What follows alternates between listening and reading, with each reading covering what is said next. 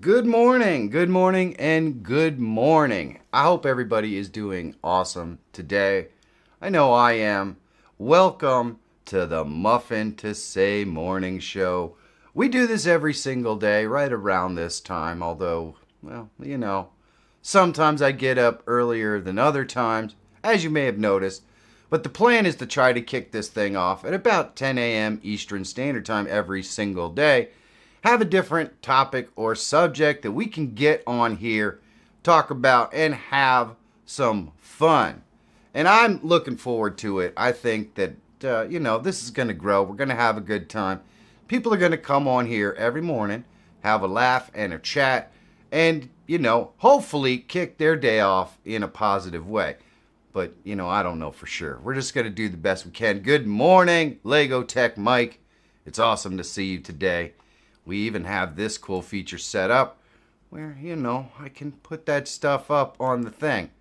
I can't wait until we're getting going streaming on other platforms. But for right now, it's just YouTube Shorts. We're going to expand that to long-form YouTube content on the same channel. And, of course, TikTok and Twitch, eventually. We could probably go to Twitch now if we wanted to, but we just haven't. We are so ridiculously relevant, and of course that leads us into today's big question, right? Is Hollywood relevant anymore? Does anybody care? I think it's kind of interesting, and the reason why I thought of this topic was because I went and searched to see, and I'm just looking up here at whether my stream is actually functional or what, and it looks like it is. We're not dropping any frames. So we're doing a pretty good job. But I went on ChatGPT to pretty much ask them what sort of topics are being searched for out there. What are we looking for? What are people interested in? And not a single one of the 10 topics that came up had anything whatsoever to do with what we would call traditional Hollywood celebrity. So movie stars, pop stars, famous people who are in movies that Hollywood generates. Not a single one of the top 10 things that were talked about had anything to do with Hollywood. And I found that kind of interesting because it certainly is a complete juxtaposition to where we were even 5 years ago, maybe a little more.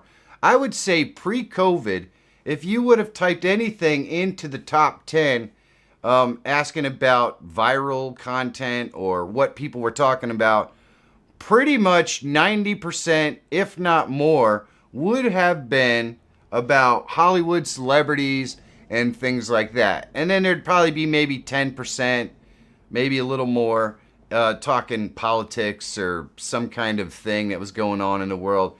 But for the most part, Hollywood ruled the roost as far as anything that was in the common lexicon of discussion or conversation that was going on, on YouTube and on TikTok and definitely on places like X or, something like that, Twitter as it used to be called.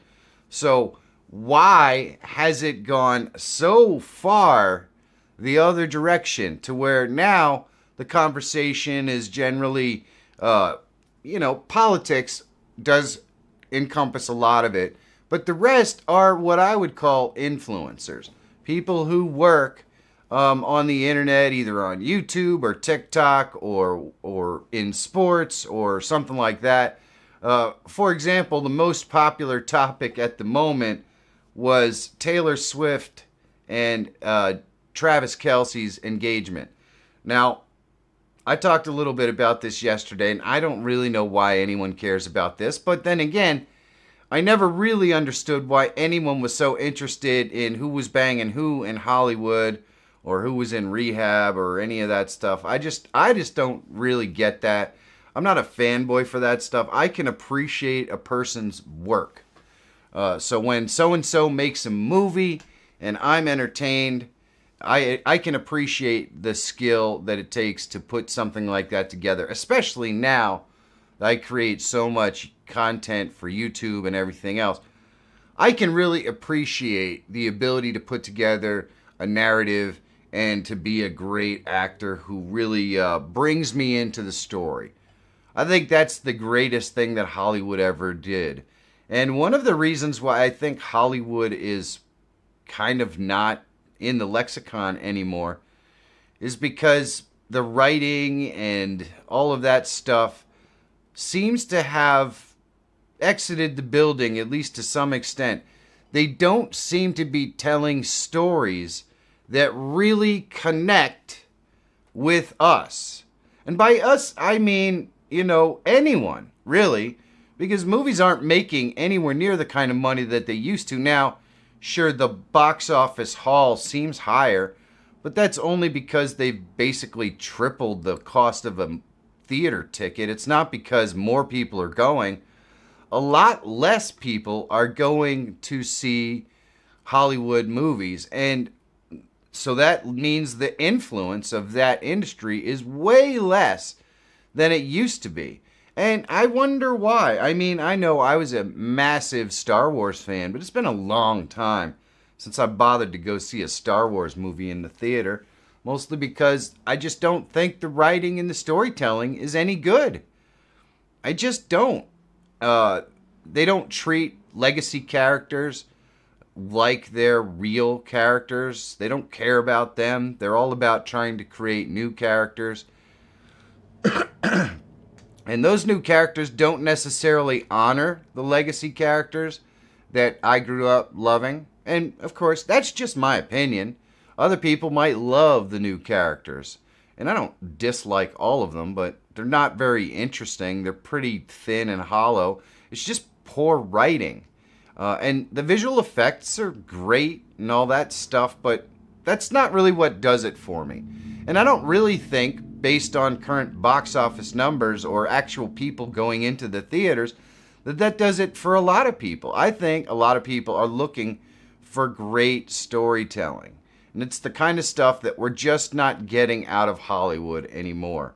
They're more interested in possibly covering some sort of narrative or preaching about something that's important to folks in California than they are in telling fantastic stories.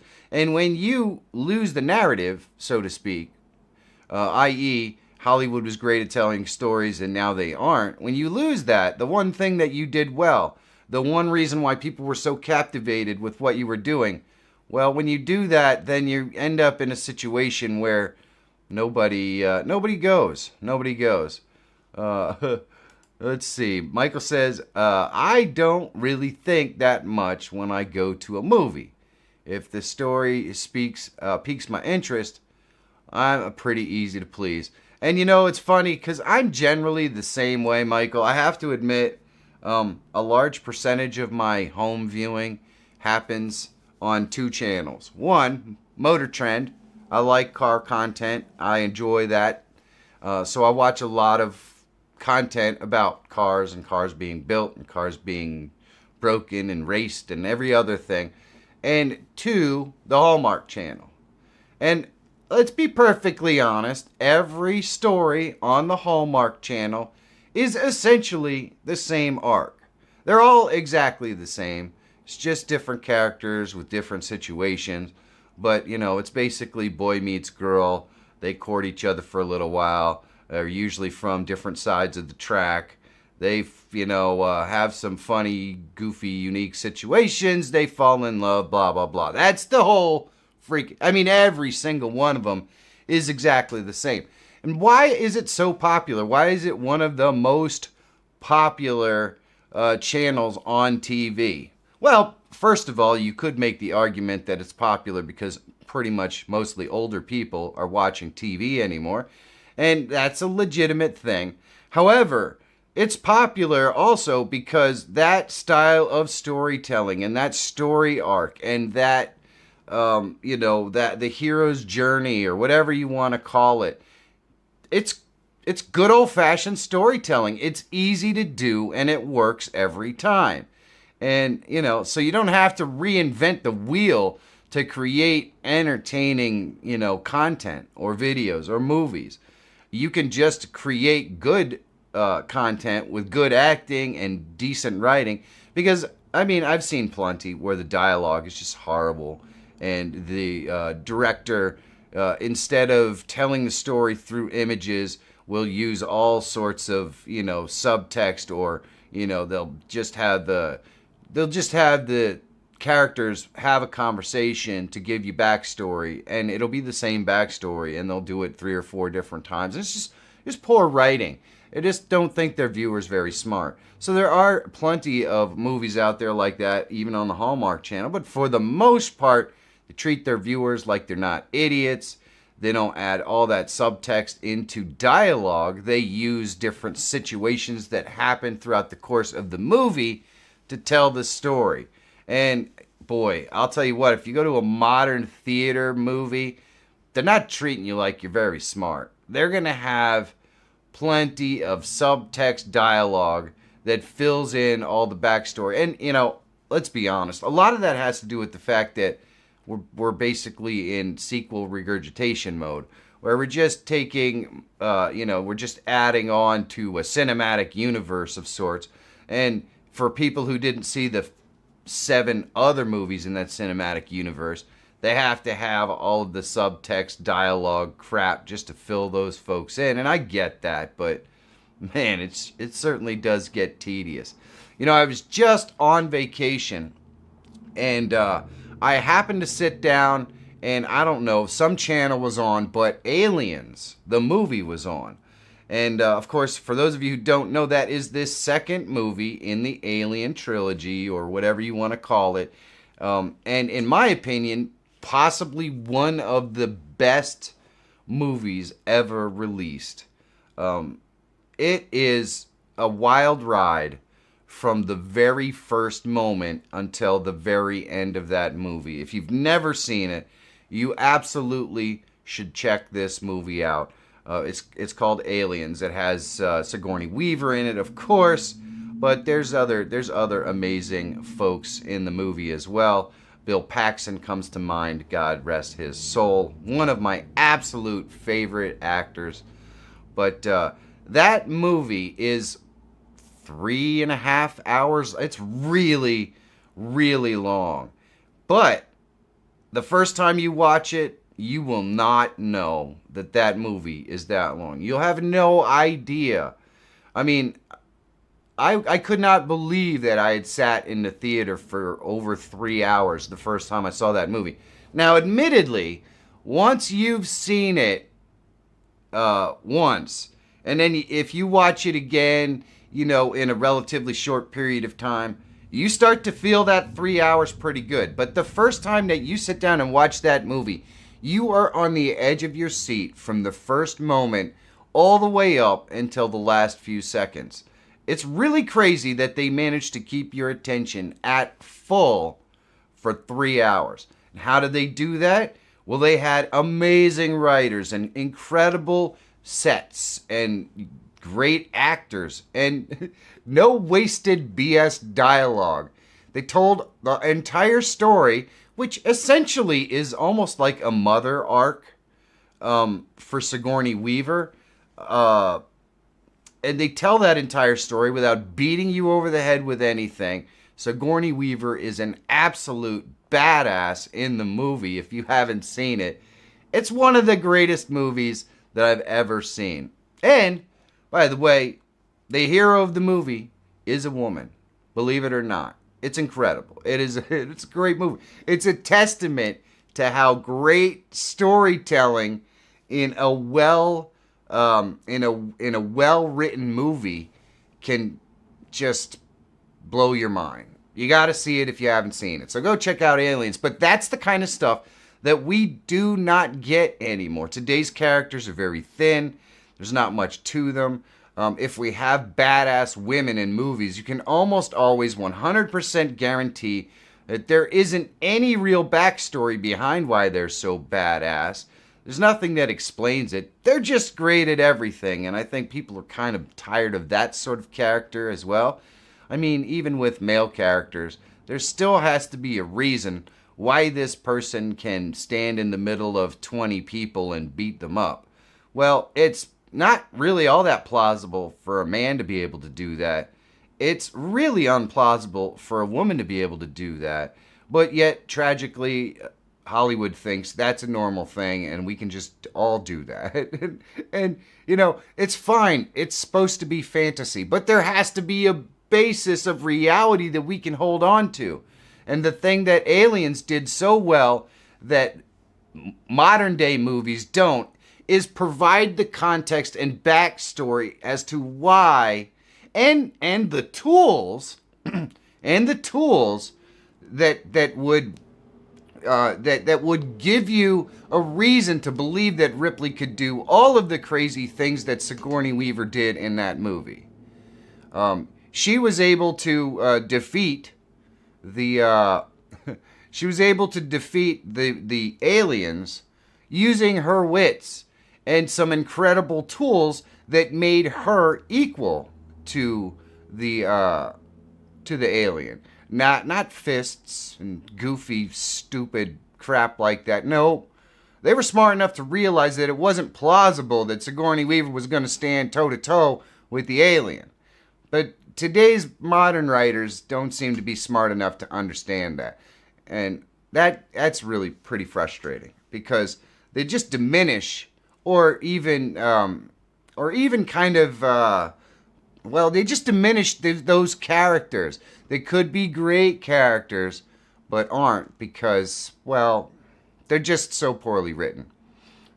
The writing on that movie was epic. I absolutely 100% agree, Michael. It is one of my favorites, and I was so excited to catch it while I was on vacation because, let's be honest, pretty much all I watched while I was on vacation was the Phillies, and they lost to the Mets in 3 straight, and it was pretty freaking brutal. If I didn't have other things to do, it would have been a pretty miserable week. I can tell you that right now, because right now my wife and I, Monica and I, live and die by the Phillies. So we're very we're very tuned in, and we watch those games, and it was just heartbreaking. For all those Mets fans that might actually tune into this live stream, I know you're laughing, and I get it. It was painful. It was really, really hard to watch. So what exactly did ruin Hollywood, or what makes Hollywood so ridiculously irrelevant? Because I do think there are other factors besides COVID that contributed to why people have so little interest in Hollywood. And I want to talk a little bit about my personal opinion of why entertainment is so much poorer than it used to be, and why we don't excuse me, why nobody's sitting around the water cooler on Monday morning or on Wednesday afternoon talking about what they just watched. And I think it's a combination of a few things. But the first thing that kind of triggered the downfall of Hollywood, I would say, is streaming. And not live streaming like we're doing here, but I mean Netflix, Disney Plus, Hulu, Apple TV, all of the Paramount Plus, all of these third-party streaming services. Because Netflix came out, and then Disney's like, wait a second, we could just make our own service and put our own movies on there. And then Apple had their own studio, and then Amazon had their own studio, because everybody thinks that they're just going to get into the movie game. And then, of course, Paramount had their studio to release their stuff. But here's the problem. First of all, the argument was that, Netflix, well, it makes watching sports an absolute nightmare, if I'm being honest. And it looks like, there we go. I don't know.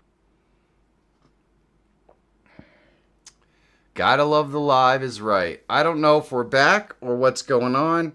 I think we're back now.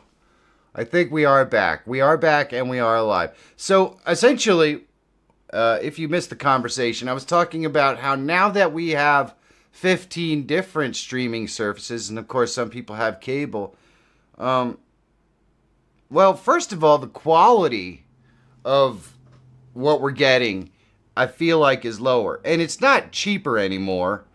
Back when Netflix was out and they had the ability to, produce content, they were the only game in town other than the cable networks on TV. I think that it was pretty high quality stuff and it was worth the price. It was cheaper. But now that there's 15 different services, first of all, it's not cheaper. And secondly, the quality of what you're getting has gone down significantly. And of course, they damaged their theater. They damaged their theater attendance too by basically having stuff in the theater for a month and then bringing it right to streaming. Well, why are you going to go pay money to see it in the theater when you're just going to be able to go see it streaming in a month and in the privacy of your own home? It's just stupid. Why would you do that? When the original Star Wars came out, I went to see it, I don't know, 16, 17 times in the theater because at that time there wasn't any other way to see that movie for years. VHS hadn't really come out yet or anything like that. So the last time I saw Star Wars A New Hope, I didn't see that movie again for years, maybe even a decade, until Laserdisc came out and they released it on Laserdisc, which very few people had, but my uncle happened to have one, so we got a chance to watch it then. And then, of course, VHS and all that stuff came out, and we were able to go and watch those movies at home. But it was almost a decade. So if you wanted to see the movie, you went and saw it in the theater as many times as possible.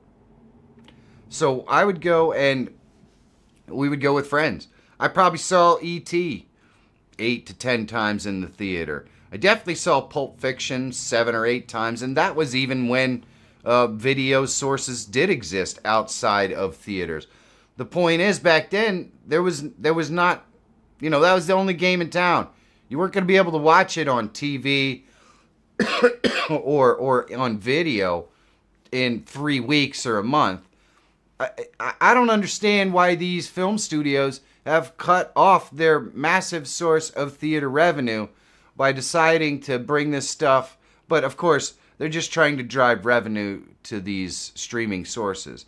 So the streaming services didn't do themselves any favor. They've essentially destroyed two markets. They destroyed the home buying market where people would buy DVDs or videos or whatever. That's gone. They destroyed that because now you watch it streaming. And two, they destroyed the entire theater model because the stuff's not in theaters long enough and they don't keep it off of streaming long enough for anyone to really care. So I guess they're just dumb. I mean, it's the only possible explanation that I can have for why you would do that is that you're just dumb. Because it has to be pretty obvious that you don't sell DVDs if you're going to bring it to streaming 3 weeks after it leaves the theater. And you don't sell any movie tickets if you're going to bring it to streaming 3 weeks after it's in the theater. So why are you cutting off your own sources of revenue? So I think that ruined Hollywood. The second thing that really destroyed Hollywood, I think, is the simple fact that we've gotten to the point where there's so many streaming services that the content that's available, I don't know, it's just watered down. It's watered down, and when you couple it with the bad writing that's coming out of Hollywood right now, I don't find that there's anything out there that I need to watch at all. That's why I just watch the freaking Hallmark Channel all the time, because I know what I'm getting. I know exactly what I'm getting. It doesn't take any mental effort. I don't have to try to... It's just easy and fun, and it entertains me. There used to be, when we had cable, basically 10, 12 channels. That's it. That's it. In fact, if you go back a little farther, there were 4 channels. That's it. So the next day when you went into work or you went to school or whatever age group you happened to be, chances are whatever happened last night, you watched it on TV. So everybody had the same points of conversation. It was a way that we could have a conversation about something collectively we all watched at the same time. And because there are so many different streaming services with so much content out there, we do not have that collective experience anymore at all, outside of a few things. The Super Bowl being one of them. The Super Bowl, people will spend the rest of the week talking about this or talking about that around the water cooler. It's because we all share that collective experience that we don't get with modern entertainment anymore, because it's so spread thin across so many platforms. But back in the day, when it was all TV and it was the only game in town, first of all, the quality of what you got to see was higher because everybody was working on those 4 channels or those 4 shows or whatever. And it was what we got to watch. So there was always something for somebody. Nowadays, if you think about it, so those 4 different channels have now spread into 10, 12 different streaming services, all working on multiple different projects and everything else. If you wonder why it's so bad, it's because it's so spread out. And so they've taken away our theater experience with the greed of putting it directly to streaming platforms. They've taken away our ownership experience by removing the ability to buy this stuff on DVD or video. And they've moved it to a platform where now they've made it more expensive than cable used to be, while taking away our shared experience, the group experience of watching something on the same channel on the same night as everybody else and being able to come together and have a conversation about it. They've taken all of that away, so they don't have any reason to wonder why Hollywood's irrelevant anymore. It's pretty much corporate greed that sealed the deal. Let's see, Michael says, conversations these days are like, did you watch this show on Netflix? No, I don't have Netflix. You're exactly right. By the way, I'm probably the most odd person, and people will just say, well, you're just a boomer. I've never had Netflix. Never spent a single cent on a month of Netflix, ever. Now, I've owned Disney Plus from time to time. I really was interested in The Mandalorian in the first season or so. So I did have a Disney Plus subscription for a very brief period of time. Other than that, I've never... I've occasionally exercised my right to a free month of some sort of service for the ability to watch a sporting event. Because as we know, the NFL's greedy too, and so they sell the rights to certain games to this streaming service or that one, and I'm forced to use my free monthly, hey, if you sign up now, we'll give you a free month. I'm forced to do that to watch the occasional football game because I am kind of a football nut job. So I will waste time, effort, and energy to do that, and that's how they make $1 or $2 from me. But otherwise, Hollywood gets nothing from me. They don't. So that's where I stand. I'm really interested to know what you guys think about, what you feel like. Maybe this Hollywood is the only Hollywood you've ever known. So maybe you think that I'm totally wrong. If you've never experienced, all of you have experienced at least one example of what I would call a group event. Because it happens every year for the Super Bowl. Every year for the Super Bowl, pretty much everybody watches it, even if it's just a periphery around a party that you're having with your friends. And everyone has comments about the commercials or about the, whatever. So everybody has that shared experience. That's pretty much the only one left, I think, that truly exists.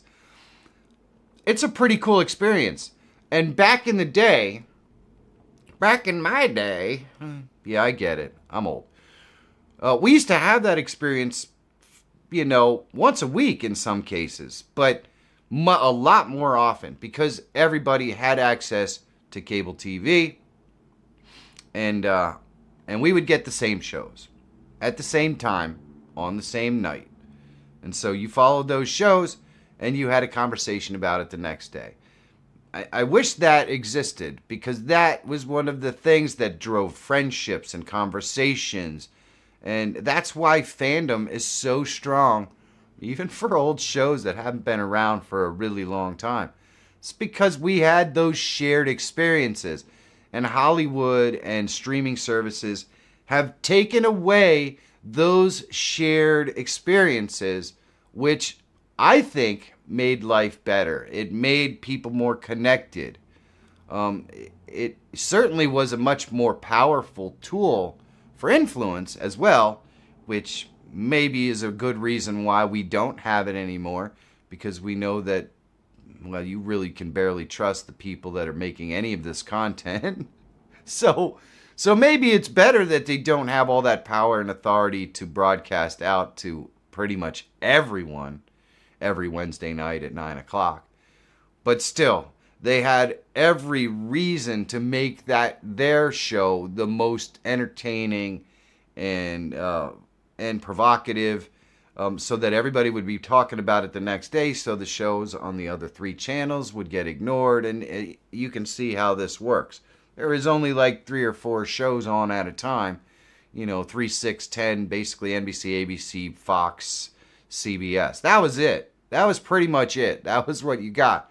And then when cable expanded, you got some more. You had MTV and other channels. But the point is, everybody's watching the same thing and talking about the same thing on the next day, because it wasn't like binge watching. The new episode was on Wednesday at 9 o'clock or whatever. That's when it was on. That's when you got to see it. You didn't get to record it, watch it later. You didn't get to watch it. No, it was a shared experience that everybody had. And I really, really do miss that. I think that aspect of culture and that aspect of life was a positive thing that we don't have anymore, of course, because of corporate Hollywood greed. So I also think that Hollywood is less relevant because it's so phony. It's so fake. Everybody's talking on social media through their media managers. And I've talked about this before. When you watch this content, this channel and my other channels, you're just seeing me. I don't have a media agent who's going to, talk for me on TikTok or on on X or on any. No, if you see a message come out from me, I wrote it, or co-wrote it with ChatGPT, whatever. I wrote it. It's coming from me. I authorized it. Nowadays, when a Hollywood celebrity says something really stupid or whatever, it's always like, I'm sorry, my agent did blah blah blah. That media manager is no longer with us. It'll never happen again. No, it's phony. It's all a facade. I mean, the perfect example of that is kind of where The Rock is at right now. I think The Rock spent so much time, energy, and everything else basically trying to just tell people what they wanted to hear, that he's become almost as much of a caricature in real life as he was when he was a professional wrestler as The Rock.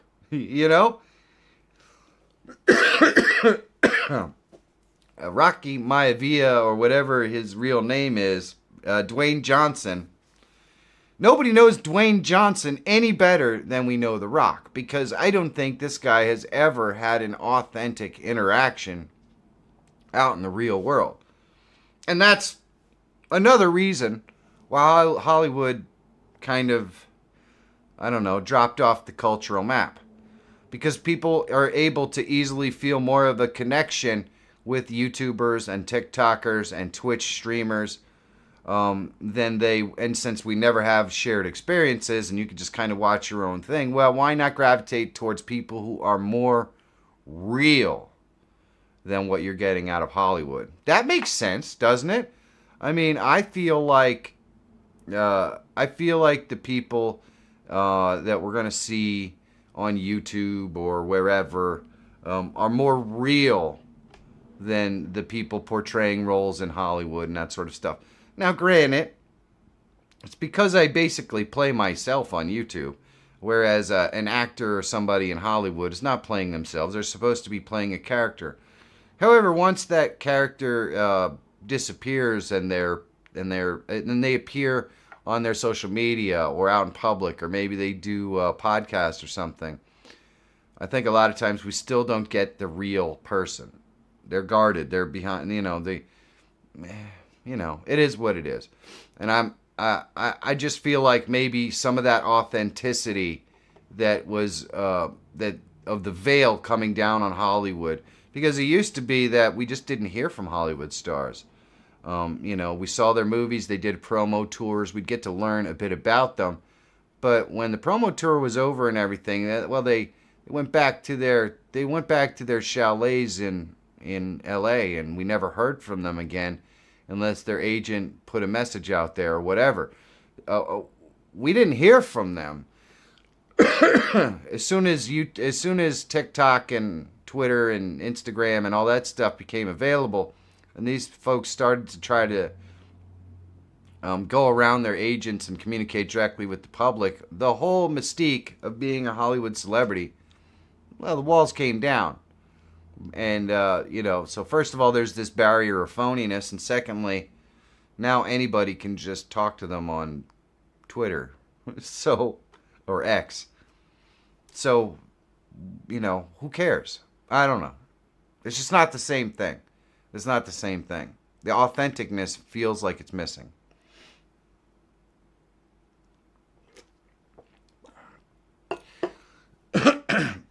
And now we've got an entire generation like Gen Z who's grown up without real powerful Hollywood stars. Most of the Hollywood stars that they see were people who were already stars when I was growing up. So it's a lot of older stars. So they have that. And then they've grown up with YouTubers and, influencers being the big stars that they know. So we've got an entire generation who's disconnected from Hollywood, unplugged, and they don't really see the point anyways.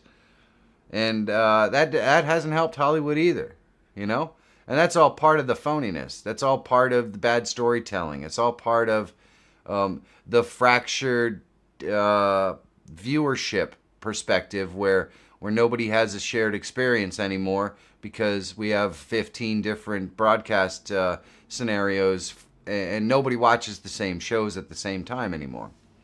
So they've really destroyed. I mean, this would be the perfect opportunity for Hollywood to actually do something smart and collude together to bring together one streaming service, or just go back to cable and shrink the industry. Well, and I know the only way that possibly happens is if consumers just start to say no. If consumers just say, well, I'm not paying for Netflix, and I'm not paying for Disney Plus, and I'm not paying for, Paramount Plus and all this. If consumers start to say no, some of those studios will inevitably get shut down or bought out. They'll all go to one platform, and we will streamline entertainment at least enough so that we can have shared experiences again. I think it's one of the things that these companies need to bring back. I just don't know if that's ever going to happen. We know that Disney Plus has never made a single dime. In fact, it's been a massive financial drain on the entire company that's sucking money out of the movies and the theme parks. So the theme parks and the movie division are all suffering because they continue to try to make Disney Plus work. Just toss it. Just give it up. Just throw it away. Just sell the shows that you want to do to other streaming services. That just makes more sense. So, I would like to see half of them just fail. Let's see. Michael says, streaming services have gotten out of hand. If cable lowered their prices and scored some of these services, they would probably pull people back. I totally, absolutely, 100% agree with you. Especially because sports have become such a big thing. And people really do. Most people that have cable these days at this point have cable because they watch sports. I have cable because it's the best place to watch football. Period. End of story. Sure, do I have to suffer through finding a streaming service here and there to watch the couple of uh, games that happen on prime time on some of these stupid streaming networks, yep, I got to play that game too. And the NFL inevitably is going to pay for that if they keep going down that road. They haven't yet, but they will, because I think people are getting fed up with the amount of money that it costs for these stupid streaming services. It's really pretty ridiculous, and it's gotten to the point where it's way more than cable. But the reason why cable can't really lower its money is, one, it's running cable first of all, so it has to keep up an infrastructure that the streaming services don't have to keep up, and two, all of the companies that run the streaming service charge the cable company exorbitant fees to be able to broadcast their channels. I mean, you see it every couple of years. ESPN goes to the wall trying to get more out of the cable companies, or get the cable companies to pay more to show ESPN. And all that really does is raise our rates. Obviously, ESPN couldn't give a shit how much our cable costs. And to some extent, RCN is really fighting for us, or RCN or whatever cable company, when they're fighting about the rates, they're really fighting because they know they're only going to just pass those increases on to us. And we're already pissed off about how much we pay for cable because, let's be honest, it's way too much. No matter where you get your cable from, whether it's RCN or whether it's Astound or whether it's even YouTube TV, it's still too much. It's still too much. I think YouTube TV started out like $40. Now it's like $60. And it's only because in order for them to show ESPN and those things, well, they got to pay ESPN for the rights. And of course, Disney's greedy, so they want as much money as they could possibly get. Oh, it's $70 now. Yeah. Don't get me wrong. ESPN deserves the right to ask for whatever they want to get for their, for the rights to broadcast their service. I'm not saying they don't have the right, but none of it's in the interest of the consumer at all, ever. The consumer doesn't matter. The consumer being us, the people that watch. We don't matter. So they're selling ads on these channels anyways. That's how they make their money. And then they're passing all of the rest of the cost on to us. So they make money through broadcasting deals and ad revenue. And then all of the infrastructure costs and everything else, basically that's what we pay for. And then, of course, you add tax on there because the government's got to get theirs. And that's why it's so ridiculously expensive. But it's pretty frustrating. And it hasn't gotten better because of the streaming service. It did for a short period of time when Netflix was kind of the only game in town. It was cheap. You didn't have to watch commercials. That was the big thing. Now it doesn't really matter whether you're paying for whatever streaming service you're paying for. You're watching freaking commercials. It's not commercial free anymore. Growing up as a kid, that was one of the big things about having HBO is you never had to watch a commercial.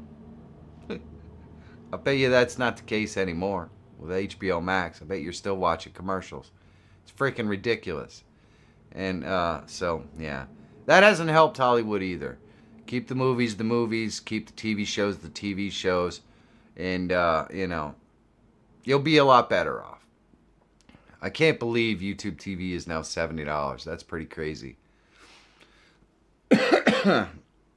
But, yep, that's where we're at. So, why do you guys think that Hollywood is still relevant in 2025? You should definitely let me know down in the comments. And tell me why you think it went wrong. Where did it go wrong? Am I right? Was it greedy studios that when you combine the lack of the human connected shared experience of the broadcast plus the greed of bringing them all into their own unique platforms and pulling them out of theaters so early and everything else? I mean, am I right? Is that what did it? Is it the phoniness of Hollywood and social media and how it amplifies the phoniness. Is that what did it? Is it just having too much access? I don't know. These are all things that certainly contributed, and maybe it's a little bit of all of those things. Maybe it's not. Either way, that's kind of where I'm at, and it's frustrating. So if you were to ask yourself, how could Hollywood become more relevant? How could they fix this? I mean, honestly, the first thing they could do was make the theater. If we're going to put a movie in the theater, it's not going to be released on streaming services for, I don't know, a year. Something like that. Make the commitment. Make the commitment. You know what? That commitment, a commitment like that isn't just going to help the theaters, and it's going to give people the opportunity to have a shared experience in the theater. It's also going to help the stars of these movies, because people are going to go see them in the theater, because they're not going to be able to go to the streaming service. It's going to make it much more of a special thing. Just like a video release used to be a year after it was released in theaters. We'd finally get it come out on video. We could finally see it again. It was a freaking big deal. There are no big deals like that anymore. Everybody's scrambling to get it up on streaming services as fast as possible. Try to keep people watching. At the end of the day, it'd be much more effective to give people a little bit of a shortage. Give them a break from it left the theaters. A year later, it comes to streaming. Guess what? People will care a lot more about it. A lot more. I'd like to see them bring back actual media you can hold in your hand. I'm done with streaming services. I've probably never been on the streaming service bandwagon to begin with, but I'm done with it. I just don't like it. I don't care for it. I don't think it's good for anybody. I'm down with shared experiences. And for me, if Hollywood wants to recover, then they have to find ways to deliver more shared experiences. I think the last Hollywood-driven shared experience that I can think of was probably Game of Thrones. Everybody was watching it. Everybody was talking about it the next day. I can't think of another show or event or anything like that since then that's been a shared experience. And that's missing. That drives Hollywood. That makes Hollywood good. That makes Hollywood valuable. You can't create those shared experiences without a little bit of restraint in when you put that content out, and good writing. And we don't have that. I'm sure Amazon thought they were going to create that with their Rings of Power thing or whatever, but that's crap. We all know that's crap. It hasn't been good. Nobody's talking about it, or at least if they are talking about it, it's not in a way that it's not in the way that Amazon hopes you would be talking about it. It's just bad writing. And there are probably 50 examples of things like that where a studio spent an ass load of money to hope to provide you with a shared experience that, wasn't a shared experience because the writing wasn't good. The Mandalorian was also one of those things that took off and everybody watched for the first 2 seasons. I can remember the whole Baby Yoda thing. It was awesome. It was fantastic. And then they, put the writing in a toilet and flushed it. And I don't know what happened, but it ceased to be good pretty much after season 2. And it became the brunt of massive jokes, along with pretty much anything that's Star Wars produced on Disney Plus, which is a shame because I love Star Wars. But I've gotten to the point where Disney Star Wars is so aggravating, frustrating, and annoying that I just won't watch it, period. I'll just remember and enjoy the Star Wars that I had growing up. I'm not going to let them destroy that. So that's where I'm at. I would much rather just enjoy what I had and the memories that I have. I'm not going to let them take that or mangle it or destroy it because they don't have people who care about the legacy characters or who know how to write. So if Disney wonders why people like me aren't watching Star Wars, there you go. I don't trust you to treat the characters with any respect at all anymore. So I'm just going to enjoy the legacy characters the way that I remember them in the originals, which, by the way, are available everywhere. I mean, literally the original trilogy is on TV now like 3 times a week. So I don't even have to get their stupid, crappy streaming services or anything like that. I can watch it almost anytime I want. So there you go. Anyway, that's my opinion. I'm sticking to it unless somebody gives me comments down below that give me any sort of reason to change my mind, which I'm always open to, mostly. But I think that's going to just about do it. That is definitely a full-blown episode on whether Hollywood is relevant or not. I would make the argument that influencers and people on YouTube carry more sway with public domain than Hollywood does. And the main reason why that is because Hollywood is incapable of creating powerful shared experiences anymore. A YouTuber or influencer will never be able to create a powerful shared experience the way that Hollywood could. We just can't. It's just not possible. Hollywood could still do it. And that's their biggest weapon. They just don't understand or don't know how to use it. A YouTube influencer never have the opportunity to do that. Never. It's just not possible. So maybe Hollywood needs to take advantage of the things that they can take advantage of. Otherwise, they're definitely going to lose. Not necessarily to people like me who are totally irrelevant, but to other influencers and YouTubers and whatever. I mean, I'm just a part of a massive ocean of people who create content that people learn from and enjoy and talk about. And I think that ocean is too deep, to be perfectly honest with you. In some ways, what I do has removed people from the ability to have those shared experiences as well. The best that I can hope for is that we can all come together in the morning, have our muffin and coffee, and have a shared experience where we all laugh together here and have interesting conversation. That is what Muffin to Say is really all about. We can create our own shared experience, even if it's on a smaller scale, with a smaller group.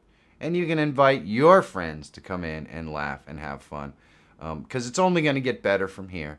We are just starting out. We are picking interesting, fun topics based on what I feel like talking about. Because, of course, until we build an audience, we don't have a lot of participation. So this is the kind of topic and subject matter that I can basically just talk to myself about for an hour. When we start to get some audience members come in here, participate, have fun, and change the conversation or move it in different directions, we're going to obviously pick much more open topics. But that is for the future. Today is basically in the past at this point. At least the 5 seconds ago that I just said that.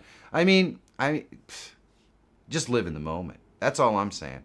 And I think with that, on that note, we are at the 55-minute mark. I'm going to close it down. I'm going to go start creating tiny videos from this one long video, if I can find any funny moments that are entertaining. But who knows? This whole thing might just suck. And I know that we dropped right in the middle of it where we lost. And I could have lost the whole narrative at that point. Because I don't know if I really picked it back up after we came back up. So we're going to see. But I do want to thank all of you who spent the time to watch this. I really do appreciate it. You guys are freaking the best. And, you know, we're going to hang out here every day right around 10 o'clock to have our muffin and coffee. Because we got muffin to say and all day to say it. That's the way I feel about it anyways. Take care, guys. I love you. And I will see you tomorrow. Yeah, for sure.